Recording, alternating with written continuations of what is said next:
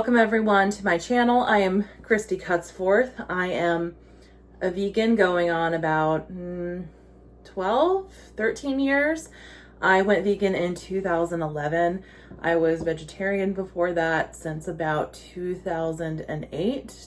So I've been in this game a long time, honeys, and I know all the tricks and the tips to get that food on the table as fast as you can and feed your family as healthy as you can, as healthy as you have the energy to do. Let's gather up our ingredients. We're going to need a bag of Butler Soy Curls right here. First step, we're going to get a microwave safe ceramic bowl and dump our soy curls into the bowl. And we're going to be hydrating these with that Edward and Sons vegan bouillon broth. Okay, then I'm going to take 4 cups of filtered water. And this is a full bag, so you may or may not use this whole portion on this particular salad. I still like to make the entire bag because if I have any leftover, I can use it for enchiladas. I can use it for soup. I can use it for so many things. If I keep the flavor neutral like this, like a no chicken version is fairly neutral and will go in tons of dishes. So I make the whole thing always. And as long as you use it within like a week or so, you're good to go. We're going to put this in the microwave for 4 minutes. Now, if you look at soy curls, like on their actual website and on the package, it says to like soak it in hot water for like 20 minutes. This speeds up the process so much faster if you microwave it. The water really soaks into the soy curl a lot faster. So this is the method I always use with my soy curls. So through the magic of editing, I'm gonna go microwave this for 4 minutes and I will be right back. Okay, this is after 4 minutes in the microwave. See how hydrated this is now? I pulled out an over the sink sieve. I like these because they're a lot more sanitary than putting your sieve in the bottom of your sink. I clean my sinks every day, but again, I just try to be cautious with food safety. So get one of these over the sink mesh strainers. They're great for that. We're actually going to use my secret weapon, which is the potato masher, to get all of the excess water out of this because we want the soy curls to be able to soak up the marinade that we're going to be making. And it already has water in it, which we needed to plump it up. And now we want to marinate it in our vegan chicken stock. But yeah, see how I go in there and I really squeeze out the water as well as I can using the potato masher. If you don't have a potato masher, a fork also works. But I mean, these are so cheap and I think it's an essential in your kitchen to have one of these. But yes, we got all the water out now as well as we can. Next, we have our hot water, good to go. I put 2 cups of filtered water in my electric tea kettle. You can also do this in the microwave, you guys, for about, I would say about 2 minutes. And just make sure you use a microwave safe liquid measuring cup. And I don't know why more Americans don't have electric tea kettles. Like, seriously, I used to have a stovetop one, but that took forever to get any water boiling at all. This takes like literally 2 minutes and it's good to go. All right, so I use these not chicken bouillon cubes, but feel free to use Better Than Bouillon's chicken bouillon. They come in a little jar. You can totally do that. That also works really well. I would do 2 teaspoons of that if you're doing the Better Than Bouillon concentrate. I do 2 cubes of the Edward and Sons chicken bouillon. See how that's starting to dissolve? And then I'm just going to take a fork and break it up a little bit. And Ripley is down on my feet and she wants to be in the video, so sorry if you hear my cat squeaking. This is a real kitchen. Ripley, get down. This is a real kitchen with real issues like we all have, right? Cats that just won't get out of the way. But yeah, I like to break this up with a fork. And then I add in 2 tablespoons of olive oil to this. Our good old olive oil, 2 tablespoons of that. stir in that olive oil. See how it's like all dissolving. Now it doesn't have to be perfect, but we are going to pour this over our soy curls and let it marinate. This is marinating now. I'm going to just let it sit while I make the croutons. Okay, next I'm taking 6 pieces of sourdough bread and I'm going to be chopping that up into 1-inch cubes and putting them in a large bowl with a couple tablespoons of olive oil to coat it. And then we're going to bake it until they're crispy. I probably won't use all of this in this particular recipe, but croutons keep for a couple weeks in your pantry. So you'll notice a common running theme in my recipes is that if I can make more for something, I will make more and then use it in another recipe. Why make more dishes, right? Why spend more time? It literally adds, what, 30 more seconds to chop up some more bread. I mean, that's why I always make more than I need. Now, stacking is optional. If you don't feel safe doing this step, you can cut these individually. I like to cut off the ends a little bit. I don't tend to love too much crust on my croutons. And then I just put the extra in a little discard bowl to the side. But yeah, squaring this off also makes it easier to make them into crouton shapes. And make sure to keep your fingers tucked under, away from the edge of your knife. Yes, I'm just cutting off the crust here. But yes, if you don't feel comfortable stacking that many pieces of bread, please take your time and do it one by one if you need to. It's absolutely fine.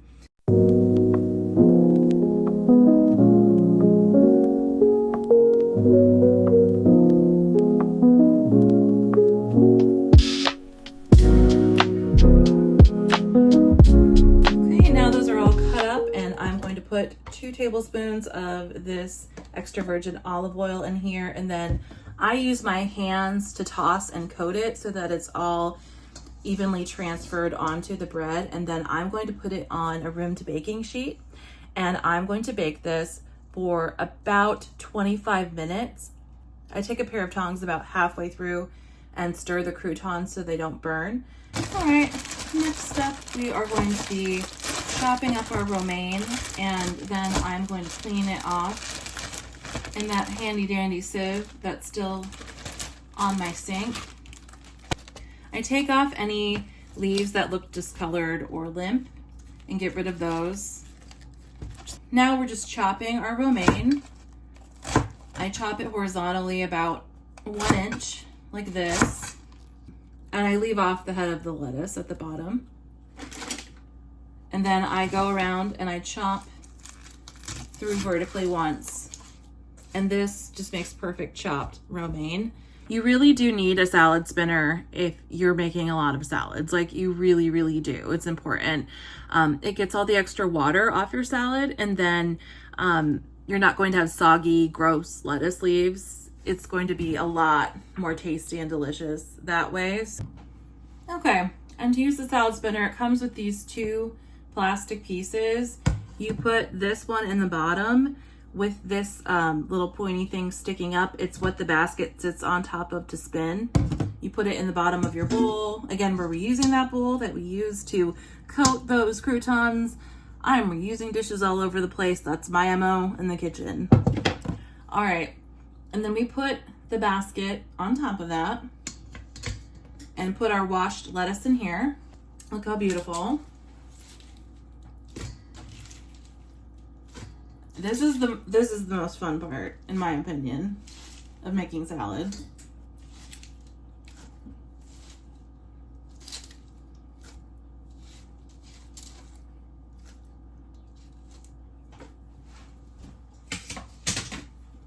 Okay, and then it comes with this top spinny part. You just put this on top.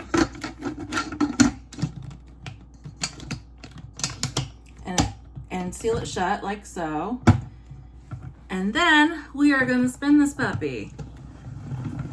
Just hold securely to the side of the bowl. But it has like a rubber, it has a rubber no skid bottom, so it holds pretty steady on the counter. It is called SVE Bake, whatever that is. It is one of the only ones I was able to find with the stainless steel bowl. You spin me right round, baby, right round like a record, baby. Okay, I better not sing anymore or YouTube is going to take my video off YouTube. You pull the basket out, and then look how much water we were able to get off that lettuce. Like, oh, as I spill it on my sock. But there's a lot of water in here that we didn't want in our leeks. Even Jacques Pepin uses one of these salad spinners. I've seen him use it on one of his cooking shows, so you know it's a good tool if he's using it. He is such a sweet guy. Like, he is one of my favorite instructors on various social media platforms. Like, he has his own cooking show too. Yeah, we got the extra water off. Now I'm going to dump this back in the bowl. It is really hard to film your own cooking show.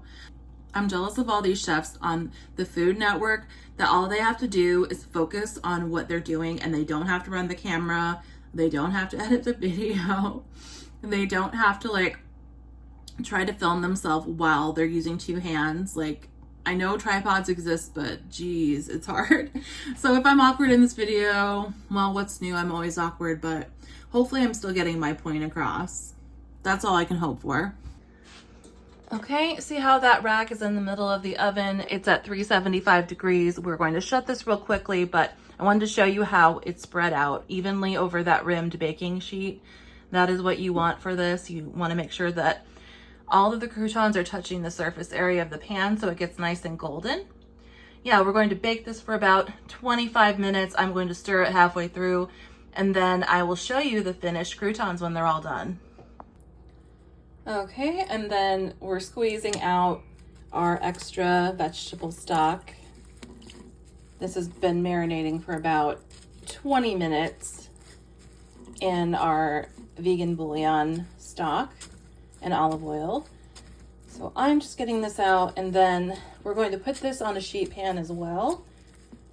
And I don't bake it very long in the oven, but it's mostly to heat it all and get it slightly more concentrated in flavor.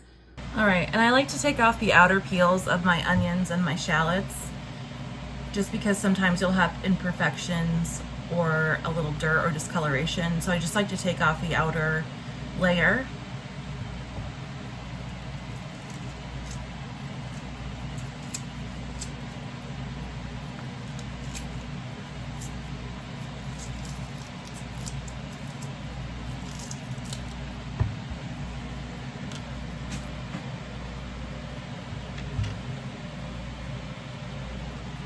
And we're doing 2 shallots for this recipe.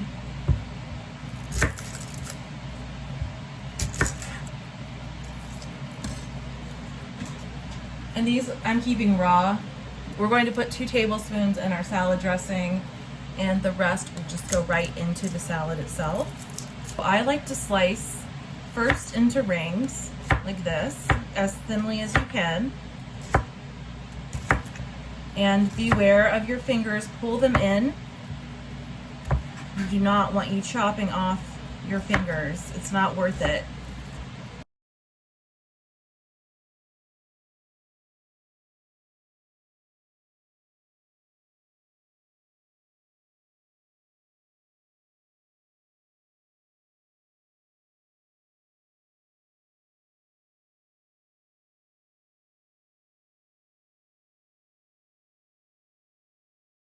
I put my palm on the head of the knife here. This is the flat part. It's not sharp up here.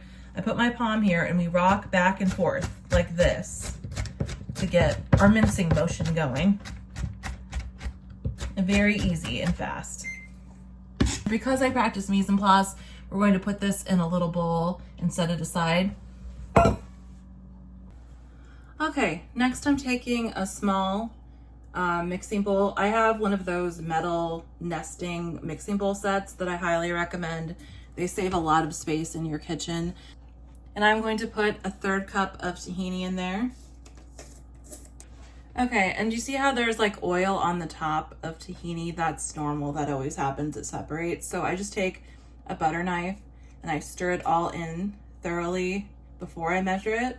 We're going to pour that into a 1/3 cup by volume measuring cup. Then I'm going to take a 1/4 cup of filtered water using my liquid measuring cup, and I'm going to whisk that together with my fork.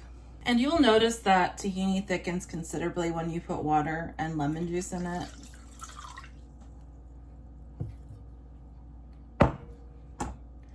I'm taking a lemon, I'm cutting this in half.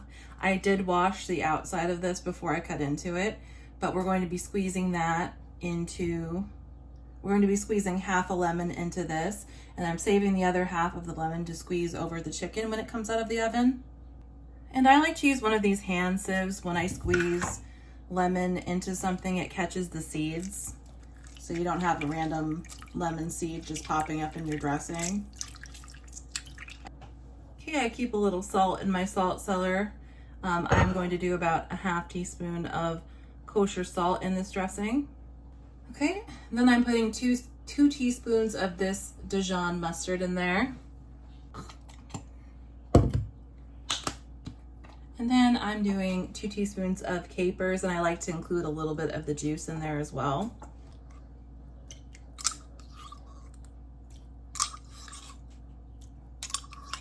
Okay, I'm adding another 1/4 cup of water to this. You want to add it gradually. As you'll see with tahini, it thickens, so I added a 1/4 cup the first time. I mixed it in, let it thicken, and now I'm adding another 1/4 cup, and I'm going to whisk that in as well.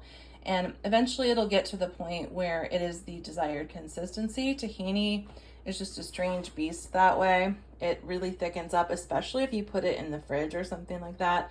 So if you need to thin it out with a little bit of water, feel free to do that. Just do it like a tablespoon at a time until you get the consistency you want.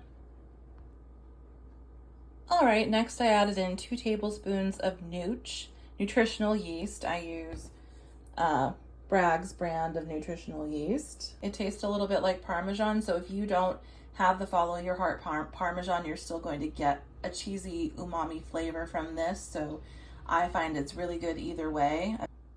Okay, next I added in that garlic paste that I showed you, and we're going to blend this all together until smooth, and this is going to be our Caesar dressing, our vegan Caesar dressing.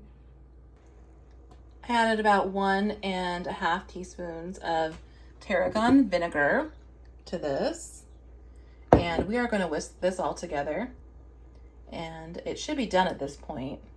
Okay, next I'm going to squeeze this lemon over my chicken that has baked for about 15 minutes at 375.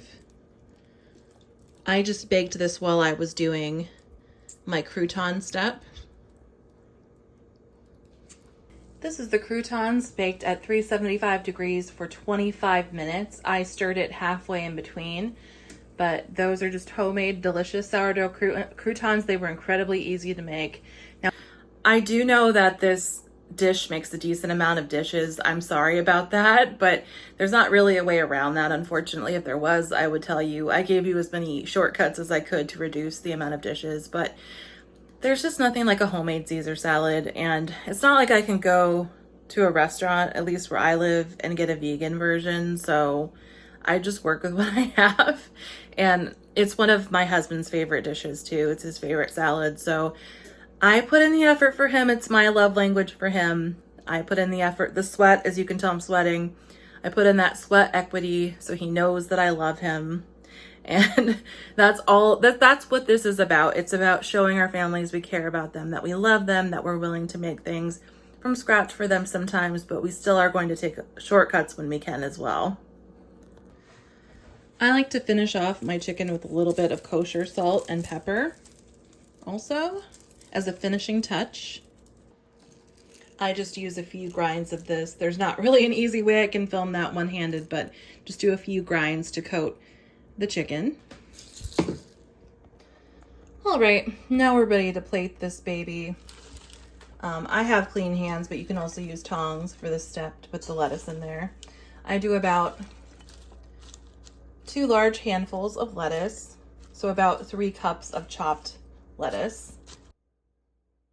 I put about a half cup of that Butler Soy Curl chicken that we baked on there. And next you put about 2 tablespoons of your tahini Caesar, and then you toss it into the salad with a fork or tongs, whatever you prefer. We're going to make sure everything's lightly coated before we put croutons on top and Parmesan. Okay, now we have our croutons on there, and you can finish it off with a little follow your heart vegan Parmesan if you would like. Again, if you don't have access to vegan Parmesan where you live, it really tastes just fine at this step. This just is a little icing on the cake. Parmesan on the salad, whatever the saying is. And then I like to top that with a little bit of salt and cracked ground pepper, and dinner is ready to be served. I hope that this video was helpful for you guys and can show that you can make salad the star of your dinner, and that Butler Soy Curls are awesome. They're very versatile. You can use them for so many different types of meat replacements, and they tend to be a little less processed than like Gardein or something like that, and way less expensive. They're just like whole soybeans, basically whole dried textured soybeans. So I really do like using those to replace meat. If you have a friend who can't eat seitan, Butler Soy Curls are the way to go.